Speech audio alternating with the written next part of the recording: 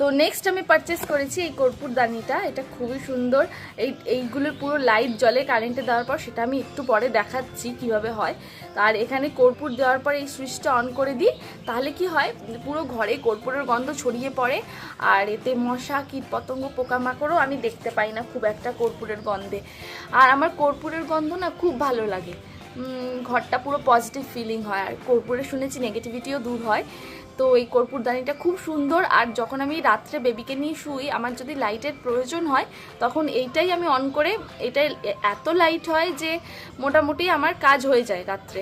বেবিকে যদি কোনো ডাইপার চেঞ্জিংয়ের ব্যাপার থাকে বা ড্রেস চেঞ্জের ব্যাপার থাকে, হয়ে যায়। চলো এখন আমি তোমাদের এই প্রোডাক্টটা দেখাই। দেখো, এখানে সুইচ দেওয়ার পরে লাইটটা অন হয়েছে। আর এই যে ছোট্ট সুইচটা, এটা কর্পূর দেওয়ার পরে দিতে হবে। আর এই প্লেটে কর্পূর রাখতে হবে, তারপরে ওই সুইচ দেওয়ার পরে কর্পূরটা ইউজ করা যাবে। আর এখানে আমি তোমাদের পুরো ঘরটা অন্ধকার করে দেখাচ্ছি। দেখো কতটা লাইট হচ্ছে। তো খুবই বিউটিফুল এই প্রোডাক্টটা, খুবই